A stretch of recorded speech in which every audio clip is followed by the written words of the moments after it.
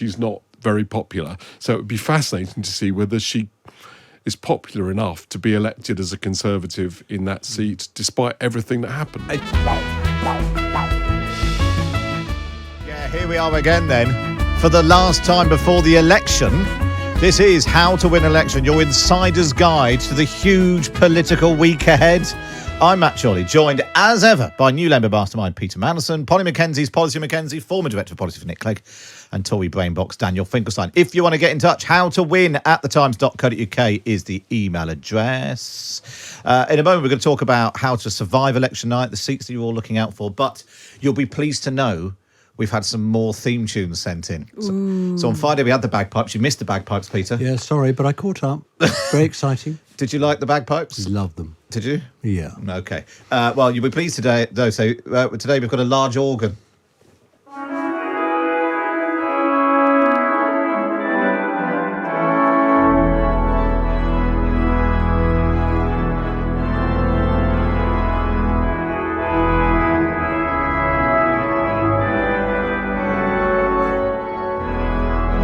It's a bit like when you're confronted with a hymn at a wedding that you've never heard before. This feels more funereal. Picking your way through I just don't know this tune at all. Just mouth the words. Requiem for a political party, we could call it. That's nice. It's nice, that. So anyway, I was pleased to see Rishi Sunak going to Ocado, because yesterday we had an Ocado delivery at home, and when he left, he said to me, "No substitutions," and to which I replied, "Like Gareth Southgate." And I thought that was a great joke, and he didn't laugh, and neither did anyone in my family. So I thought, well, I'll have to repeat it on the podcast. Bring it here, but these two didn't laugh, but I'm paid to. So I. Oddly enough, the CEO of Ocado used to work in Number 10. Really? Yeah, she was a sort of juniorish civil servant, fast streamer, called Hannah. Not the head of the delivery unit. No. But See, worked Peter with me laughed. and Steve Hilton. There we are. Very droll. She worked with Steve Hilton. Yeah, with me and Steve Oh, of Hilton. course, She you was used to part of say- our team, and then went off to go and be extremely successful running a supermarket delivery company. Peter, have you ever been in a supermarket? In Hartlepool, I Yes, used to of course you spend a did. lot of time in Tesco's. Did you? A lot of Buying time mushy in peas. Tesco's. Everyone knew me in Tesco's. It was a real hangout. I mean, interestingly, I think MPs do get quite a lot of information from their local supermarket. And I remember William Hagel telling me that he'd discovered from his supermarket bosses in his area how money was spent in his constituency, and how, for example, the army people at Catterick Barracks would spend all the money at the beginning of the week and then had absolutely nothing at the end of the week. And then he'd begun to work out that was a pattern elsewhere, and it was very informative to him. So talking to your supermarket manager can be a very important piece of political intelligence in your actually constituency. publish quite a lot of data in support of that kind of understanding of consumer patterns to politicians, and they have demonstrated, for example, there's a huge surge in the purchasing of cereal during the school holidays because it's the cheapest way to feed your kids. Oh, yeah. Sadly, people buy a lot of Rice Krispies and Cheerios to get through the summer holidays. Which is why there was the whole debate about continuing free school meals during the school holidays. Well, I didn't know that's where the conversation was going to go after playing that large organ, but there we are. I should have said that was Stephen Maxon sent that in, and he said if Lord Madison should want to sing with organ accompaniment, I'm sure that could be arranged. Where is he? Where is he performing? He didn't say. Because I'll be down there. Yeah, we're down there. We'll find out. We'll get that sorted. Now, let's talk about how you spend your Friday nights, or more importantly, how should Keir Starmer spend his Friday nights? Because he went on, he was in the building yesterday, he spoke to Chris Evans on Virgin Radio, and he talked about how he wanted to spend his Friday evenings with his family if he wins the election. This is what he actually said. We've had a structure in place, and we'll try and keep to it, which is to carve out really protected time for the kids. So on a Friday, I've been doing this for years, I will not do a work-related thing after 6 o'clock. Pretty well come what Regardless. may. Yeah. Now, there are few exceptions, but that's what we do. One, because I'm a dad and I love them. They're my pride and joy, and I don't want to lose that time. Two, I don't believe in the theory that you're a better decision maker if you don't allow yourself the space to be a dad. And the Tories have gone in really hard on this, including sending out spoof emails, out-of-office emails from Keir Starmer saying, I won't be back, Angela Rayner's in charge, claiming that Putin will invade at 6 o'clock on a Friday or something. Hold on a moment. Wasn't Rishi Sunak asked the other week on Question Time or somewhere to identify one good thing he could name about Keir Starmer? He said... Rishi Sunak. Rishi Sunak. I thought Rishi Sunak was asked to say something about nice. Keir Yeah, Starmer. He said the one good thing I could say about Keir Starmer is that he carves out time for his family and spends time with his kids. This was just last week. Yeah. They haven't got much consistency of message, have they, these Tories? I think it's lamentable to attack him over that. I really, honestly do. It combines two things I really hate in politics. The first is jumping onto some completely lame thing and pretending that it's a sort of serious dereliction of duty. He obviously doesn't mean in common sense if Putin attacked, he wouldn't do anything. No, but also about they've it. been trying to suggest he's going to knock off at 6 o'clock every day. Of course, not and on that's Friday. the second thing that I hate, which is creating a deliberate misunderstanding about something, and then everybody joining in as if we all join in the misunderstanding when in fact everyone knows what he does. Look, as his wife's Jewish, so I completely understand why they've ended up having that particular time of the week as a family time. That's often been, the same for lots of Jewish families, including my own. The idea that any prime minister doesn't, you do have to start very early and you have to work very long hours and you aren't in complete control of your diary. That's completely correct. But it's ridiculous to suggest you don't have any time off. And David Cameron, for example, was very insistent on this and very right. Harold Wilson would, put a lot of stress by going on holiday. I think Tony Blair did as well. Came back refreshed. Harold Wilson knew to resign because when he came back from holiday, he found that he wasn't refreshed for the first time, and then he thought, well, I've got to move on. So I just think to create a fuss about this is really lamentable. I'd go further than that. I mean, I think it's grotesque. Okay, I agree with that too. Rishi Sunak, I don't know, a few weeks ago said that sometimes he sneaks back up to his flat to Make the bed and restack the dishwasher because his wife isn't any good at it or something. Nobody attacked him saying, oh, well, what if Putin invaded whilst you're making the bed?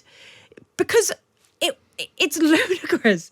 It's grotesque. It's nothing to do with how Keir Starmer would be as a prime minister. And it is a symptom really of a certain amount of panic that has completely infected the Conservative campaign. And I can understand why they are panicked. It does seem that this campaign has gone from bad to worse. They have taken a situation which was always going to be extremely difficult and found every possible way to make it harder for themselves. They've had the misfortune of Nigel Farage joining slightly unexpectedly the campaign. I understand why they're panicking, but I expect that lots of them will come back to it in a couple of weeks and think, what the hell was wrong with me to think that this was a thing to attack Keir Starmer for? People did attack Rishi Sunak over the bed thing, and so people do make lame attacks. They laughed at him, but they didn't say, no, this is a national security issue that you're stacking the dishwasher. And the National Party didn't join in, that. So I think there is definitely a qualitative difference in this particular attack. But actually, the second of my 2 points, the one about the misunderstandings, is more serious.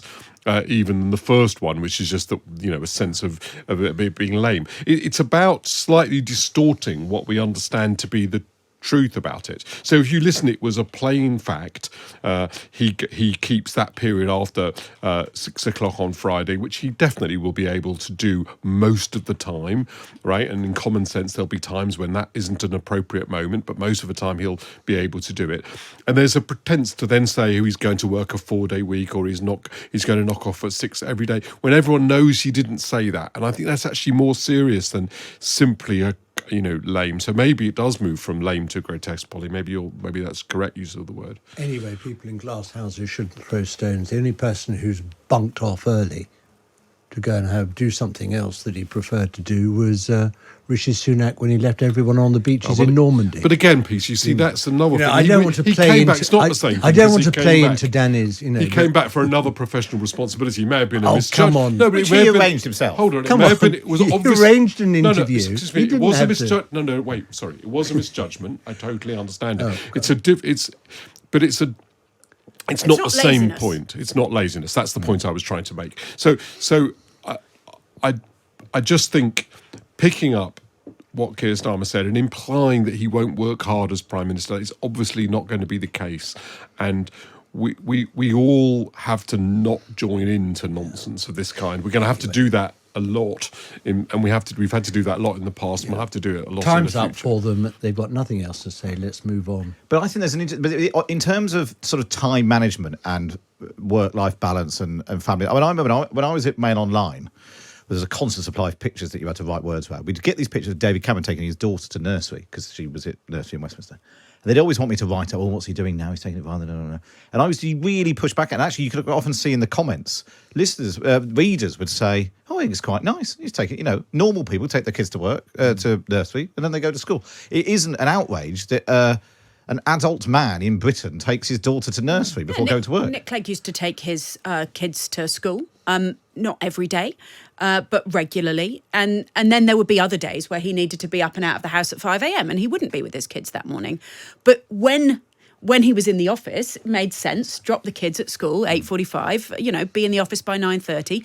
Completely reasonable. Yeah. In fact, really important because... as Keir Starmer says, has lots of both men and women in public life will tell you is, or any kind of senior role, being connected to your family, to the world outside your professional life, helps you be a better professional. And you've got to also keep pace, and that is important. So, I think actually it would be interesting later to review Rishi Sunak's period, both as Chancellor and Prime Minister, and wonder about just his sheer driven work ethic, which is extraordinary.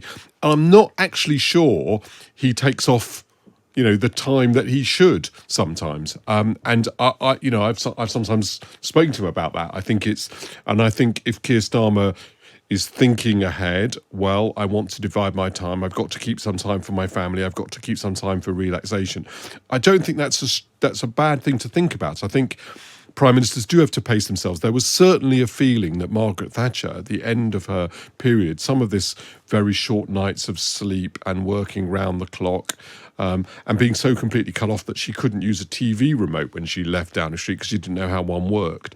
That was not a good thing, either in terms of connection to society, but also just in terms of your ability to get through the working day. So, and Gordon Brown's another example of someone who was relentless in his work ethic. He was. He did not have a huge amount of work-life balance. And I remember in 2009, we had this discussion, and why. How is he going to be seen differently by the public? And I said, well, one of the ways in which you're going to be seen differently by the public is if you're taking time off. And he said, what do you mean? How do I do that? I said, well, you can start this summer. He said, where? I said, where are you going this summer? He said, I'm not sure. I think Sarah's organised us to go to Suffolk or somewhere. You could just tell he was bridling at the thought of having to go to Suffolk. And I said, go to Suffolk, get lots of exercise, play with the kids, take time off, have a drink. And you could see him sort of, oh, God almighty, how long is this going to have to go on for? Do you remember he came back in his first summer as Prime Minister? He came back from holiday because there was flooding. And I remember, I wrote actually at the time, I think that this is now seen as some like superhuman thing, but anyone can come home from holiday. I didn't think it was like an act of brilliance. And I said, in years to come, we'll reflect that Gordon Brown should have stayed on holiday. Yeah. And I think actually that was probably a conclusion about him. But he's not the only one. But that's definitely how it's sort of, he'd be like, I think I need to come back and convene Cobra. Just like convene Cobra, it's like the moment his feet were on the beach, because there was foot and mouth and there was various other things. And he also wrestled those terrorists to the floor at Glasgow Airport. Let's take the good side of that. One of the reasons is that he was incredibly driven to try to do his utmost. That phrase that he used actually from his school motto, he really meant that. You've got to admire that, even though I actually think he would have been better both for him and for the country if he hadn't done it. But I can't look at it and sort of be contemptuous of the fact that he is willing to leave his holiday in order to look after foot and mouth. I'd rather have Gordon Brown than Boris Johnson as the Prime Minister, because Boris Johnson was always delighted to go on holiday. Yeah, neither of them would be my big pick. And for the sake of completeness, because I think we've now done them all, Theresa May used to carve out time to go to the gym and go to church. And that was, that's what you... And caravanning. Caravanning? She caravanned. Theresa May did. Did she? Didn't she give an That interview was about it to Margaret Beckett, Caravan wasn't Weekly? it? Margaret No, Beckett was she a great walked. caravanner. Walking. Walking. She went Yeah. on a walking holiday. Yeah. Well, then she with, went with walking Philip. and called an election, so maybe she was Yeah. best advised not to Shouldn't be do that. encouraged. Right, very good. Too much walking. Up next, we are going to take you through election night. Which seats do our panel think we should be keeping an eye on? We'll do that next on How to Win an Election. Election is coming. We are all braced for election night. So what I thought we'd do is get you all to pick a seat that we could all watch and look out for. And hopefully you've all chosen seats which don't appear to be on anyone else's watch list, which is good. So, Polly, why don't you go first? Which seat have you chosen and why? So I've chosen Bicester, written Bicester, for those who don't know. It's in Oxfordshire. And I've got sort of personal stake in this. So the Liberal Democrat Are candidate... you standing? No. Oh, my goodness. Is Callum Miller, who was the principal private secretary to Nick Clegg, then went off to work at Oxford University, set up the Blavatnik School of Government, has taught me the word counterfactual. Very clever, very capable. Just an absolutely fascinating, lovely man.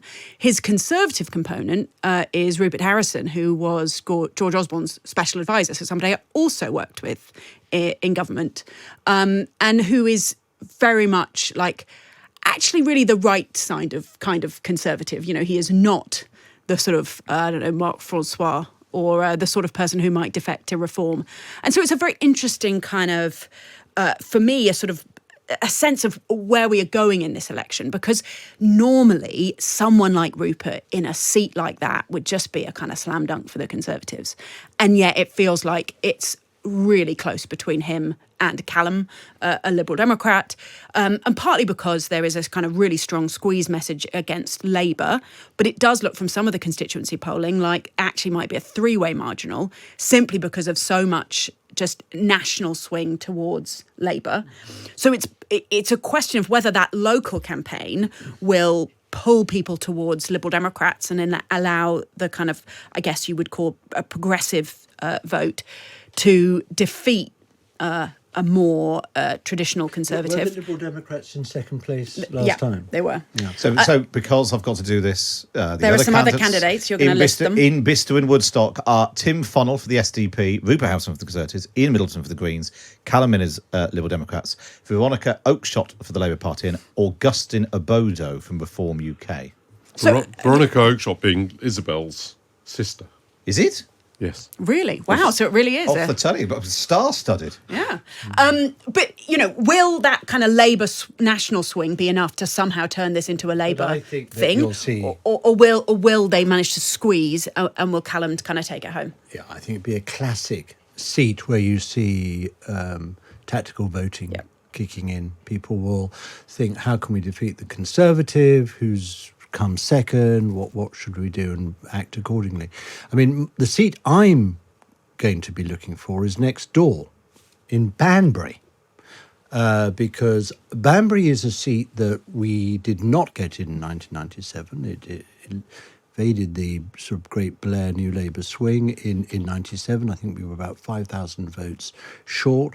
But it's interesting in Oxfordshire. You think of Oxfordshire as just prime Tory territory, and of course the trend is away from the Conservatives in that county. And you've got in Banbury a Labour candidate who's actually leader of the Labour group on the local council. He's Banbury born and bred, Sean Woodcock, and I just think he's in with a really good chance in Banbury. And I suspect, And Keir Starmer was there yesterday. Which is he always was on the battle bus. Yeah. Was he with Rachel? Yeah, I think so, Rachel yeah. Reeves.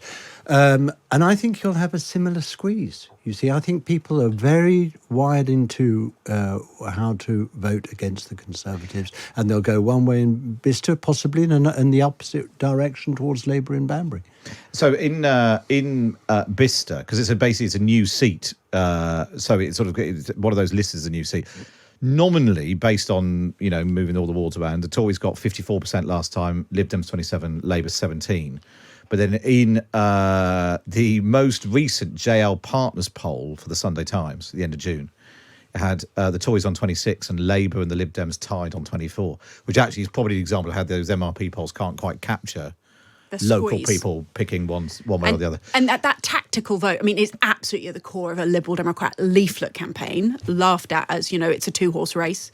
But it is really interesting. You do, if you ever go canvassing in these seats, you really do pick up that squeeze message on the doorstep. So I should say, other candidates in Banbury are available. Elizabeth Adams is the Liberal Democrat. Aaron John Baker is the Green candidate. Cassie Bellingham is independent. Chris Neville from the Climate Party. Victoria Prentice is the Conservative candidate, obviously the Health Secretary. Declan Soper for the SDP. Paul Nicholas Topley for the Reform UK. And Sean Woodcock is the Labour candidate. Danny, have you also chosen a seat in Oxfordshire? Yes, I should say before it that, first of all, I've got a big interest in Bicester as well, because Rupert Harrison, is a tremendous asset, I think, and it would be great to have him in Parliament. I don't know the other person, so I take your word for it. So I think that seat's going to produce a pretty interesting result with really leading. Your wing of the Tory party needs more Rupert Harrisons to squeeze in. Absolutely. Look, let's see what happens to the Conservative Party overall. But yes, I think Parliament would be better off for him. I also obviously take an interest in my own seat, and David Simmons, the Rice Dibber Northwood and Pinner candidate. Don't worry, I did Google the other candidates, Matt, because I knew you'd have to read them out. Yeah, that Jonathan Michael Banks of the Liberal Democrats, Tony Gill of the Labour Party, Jess Lee of the Green Party, Ian Price of Reform UK, and David Simmons, Conservative, but also another kind of sort of Conservative. Matt. And let's see. Well, I just it's realised available. it would be unfair of me to sort of bring up a surprise seat and then not have all the candidates. But the other seat that I'll be interested in, really sort of as a political analyst, is as much as anything else, is Liz Truss's seat in South West Norfolk. In some ways, it's completely uninteresting seat. She's won by so much last time, and in huge percentage victory, that seat's almost impregnable to almost anybody else. But it would be very interesting to see whether the electorate consists, even in South West Norfolk, of anybody who is going to vote to make Liz Truss a public official after what happened.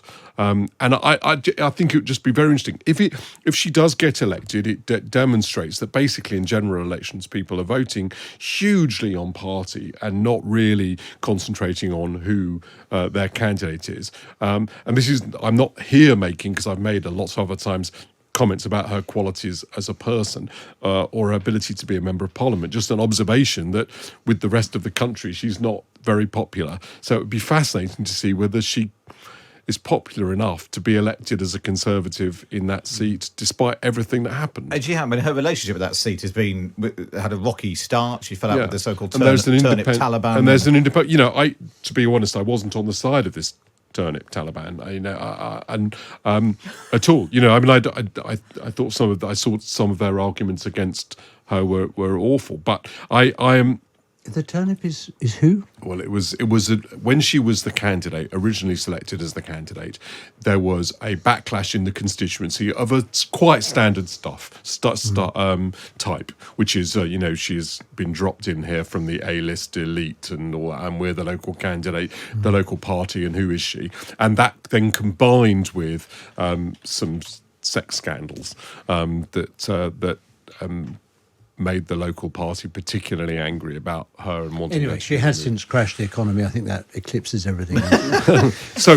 But they've got that candidate. So it'd just be very interesting to see whether that kind of the cut through of what it would be obviously a record-breaking defeat in a seat, but then she was a record-breaking Prime Minister. Look, the other seat we have to mention is, of course, my own former Hartlepool, yes, which the loss of which at the by-election famously in 2020 was a great trauma for Labour and for Keir Starmer personally. I think it will be reversed. I think we'll have a Labour gain. Gain. Okay, let's just to go back to South West Norfolk for the benefit of Ofcom. The other candidates in South West Norfolk are Earl Elvis of East Anglia from the official Monster Raving Loony Party, James Baggs, the Independent, who I think is a former member of the Conservative Local Association who's standing against Liz Truss, Gary Conway from the Heritage Party, Pallavi Devulapalli from the Green Party, Lorraine Douglas from the Communist Party of Britain, Terry Jeremy from the Labour Party, Toby Mackenzie from Reform UK, Josie Ratcliffe from the Liberal Democrats, and Liz Truss for the Conservatives. And I mean, it's interesting there because you do sometimes get this with a high-profile figure. You get a lot of people standing, and then it makes it even harder to predict. If people scatter all over the place. I also need to point out, as someone else has told me, that Victoria Prentice is the Attorney General, not the Health Secretary. Victoria Atkins is the Health Secretary. I feel like I need to now list all the people called Victoria, just for the sake of I completeness. can't put a face to either of them. Well, to be honest, That's like the Eric Heffer scandal. I wouldn't bother learning them now. We don't need to do all the hard polls, do we? Actually, can I just object? Well, we Those do are because very good people. because Peter mentioned all the people standing in Hartlepool. Stop naming I constituencies. didn't name the He didn't Labour name it, he candidate. didn't name No, the but you candidate. started You're fine. talking about. Well, I mean, you said basically vote Labour. So for the benefit of people who are in Hartlepool who might want to do other things. The Labour candidate is Jonathan Brash. The Workers' Party candidate is Thomas Dudley. Sam Lee is independent. Peter Morn is Liberal Democrat. Jill Mortimer is Conservative. Amanda Napper from Reform UK. Vivian Neville from Heritage Party. Jeremy Spivey Steenson is the Green candidate. Can we please stop naming I've just realised this is the most fantastic potential prank. Peter, myself, and Polly could just start naming random MPs, and we could How go long on all have we the got rest this of the programme? Could I also mention that last week No. Can I talk about Steve Webb? Stockton West and Berry. Oh, who are you phoning? Now you're phoning one of the candidates just to get them on the phone. Then we'll have to phone them all separately. What in terms of trends? Let's move away from individual seats. In terms of trends, what should we be looking out for on election night, Danny? Is it how well Reform actually do? Well, look, let's make sure we don't miss the huge story of the night, which is this the establishment of this massive Labour power, control of power, which means that we'll have to spend a lot of time thinking about Labour, analysing them, understanding the differences, and stop obsessing, as we quite reasonably have been, at some quite petty rows between irrelevant Conservatives, which have dominated a lot of political news over the last 10 years. So it'll be a big change in that, and that's the big thing. But of course, there will be some other stories, and one of them will be on the right, and that will be Reform and its position against the Conservatives. I think it's possible that Reform will do better in seats than most people think they will. If I were Nigel Farage, I wouldn't necessarily want that. I think if the Reform Party has more than one seat other than his, they'll end up. I don't know whether that means you have to start reading out everybody in Clacton, but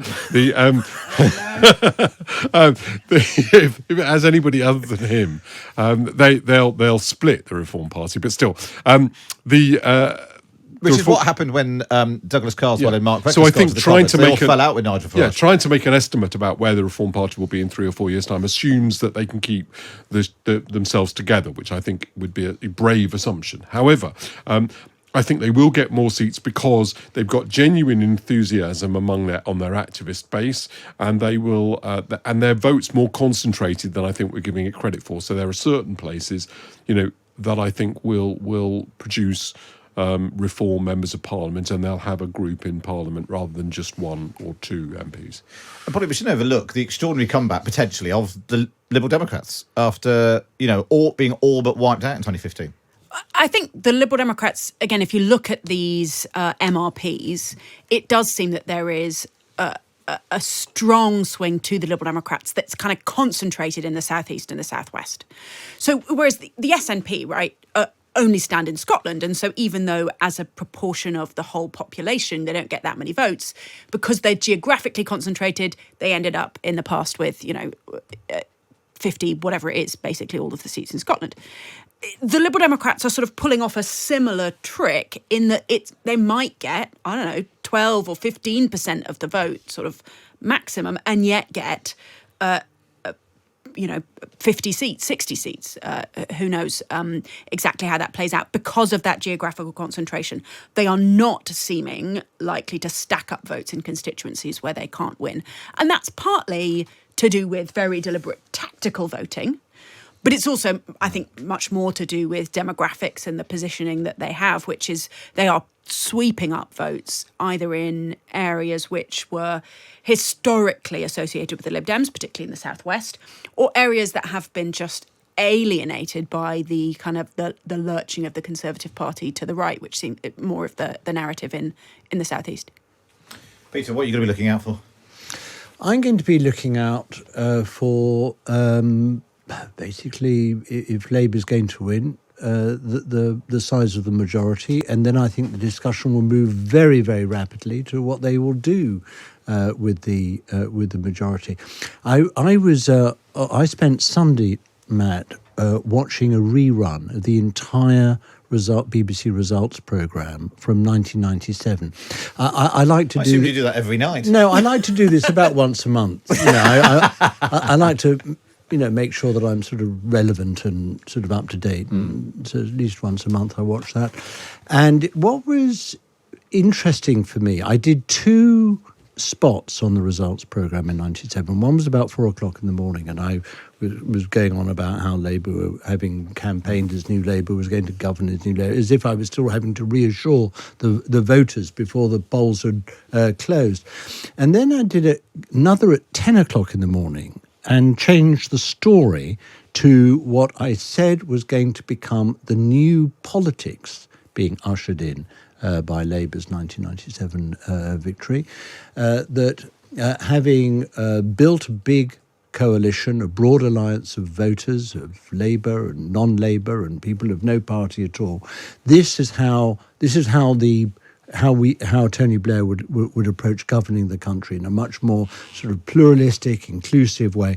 And I remember also opening the door during that interview to cooperation between an incoming Labour government and the Liberal Democrats, and saying, that there was a real scope for cooperation here and how we think similarly, blah, blah, blah, blah. And it was very sincere at the time. Blair and a lot of us really wanted to sort of reconfigure and try and change the approach and cooperating with other parties, notably the Liberal Democrats. The problem was, of course, that it wasn't sustained, either by Blair in the end or by Gordon Brown. And, of course, that led, I'm afraid, to Nick Clegg drifting off into the Tory ranks after 2010. Well, the good news is you're going to be doing 2 outings this election night, aren't you? So coming on with us at 11 o'clock. We're doing a How to Win Election special live on Times Radio, 11 p.m. So I'm here from 9:55 p.m. Bringing you the exit poll. And then Danny, Peter and Polly will join us live at 11 p.m. And then again at 11 a.m. on Friday morning. Yeah, I've got split loyalties, but I'm a bit schizophrenic, that. Well, you're not just supporting Labour. I'm not just supporting Times Radio. But the other thing, of course... you and me both. I'm just following you, Matt. But the other thing that I was reminded, looking at the results programme, was David Dimbleby, who was a great titan of these results programmes. He'd been anchoring the results programme, I think I'm right in saying, from the sort of dawn of Thatcherism in 1979. Yeah. And he was still going strong and has since. And of course, I remember the secret of his success in anchoring these programmes. He used to come in at 10 o'clock on election day in the morning. He'd go on till 4 o'clock the next day. Only 2 hours sleep, 6 o'clock in the morning to get him through. But do you know the secret of his success? Cocaine? No, it was honey. Honey? Honey kept him going through the entire programme. And Matt, that's something you might bear in mind. Didn't he also have a Mars bar? Because Robin Day at one point deliberately switched back to him while he was eating a Mars bar on purpose. And he was caught live on air eating a Mars bar. I think you can find that. Well, there we are. Well, chocolate bars also exist. On the answer list there was also Mars bars, there were Milky Ways, there were Lion bars. Snickers. Love a topic. Particularly on this podcast, lots of Snickers. Right, we've just got time to do a listener question. We've had this in from one of our younger listeners. This is Zeke. Hello, Matt, Peter, Polly and Danny.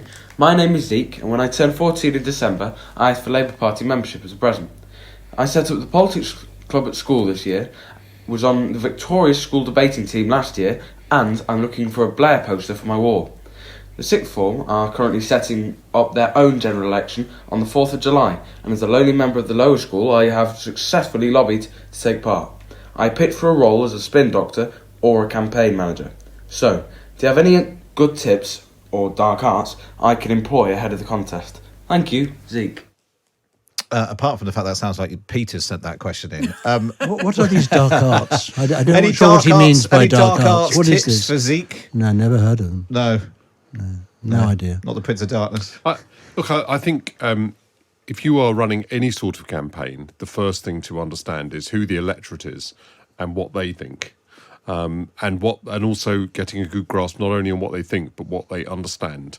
One of the first rules of politics is to appreciate that just because you are fascinated by politics, and probably all three of us were. I don't know whether you were, Polly, but at that age of very young age, I was very, very interested in politics already by that point. And it was hard for me to grasp that other people weren't and never would be. So just remember that your audience, the people that you're trying to get to vote, are not like you necessarily.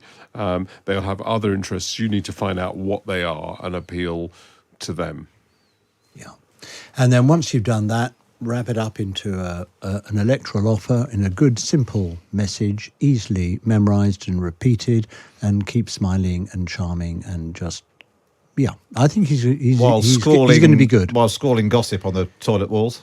No dark arts, thank you. By the way, the other thing I would say is that, I've never regretted, people joke about, you're a politics nerd, but for me, it's been a lifelong fascination. The history of it, the ideas, the clash of interests. It's just been absolutely amazing thing to be interested in and involved for with. this guy, actually, because in 1970, I gave up working for my last 2 O-levels in order to run a committee room in the general election campaign in 1970.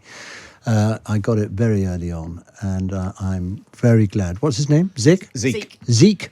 Good guy, Zeke. I also remember that when I was at primary school and Giscard d'Estaing had become president of France, my French teacher said that he used to be the French defence minister, and I said, I think, sir, you'll find that he's the finance minister. He was quite unimpressed. I was 11 at that point. So, Polly, you're less in the nerd camp. Yes, I mean, I've always been quite boring, but but politics, no. I mean, I sort of accidentally fell into politics. But I think Zeke is a remarkable guy, and I admire him tremendously. The most important thing, right? Draw a 2x2 grid. What do we say about us? What do they say about us? What do they say about them? What do we say about them? And if you've got a message grid like that, you know what to say, but don't scrawl abuse on the toilet walls. Oh, there's just me at don't school resort there. to it. Well, there we are. Well, on Thursday night, what will Peter say in his 2 outings on election night? And is Danny right that Liz Truss could be the Portillo moment of this election? How to win an election, wherever you get your podcasts from.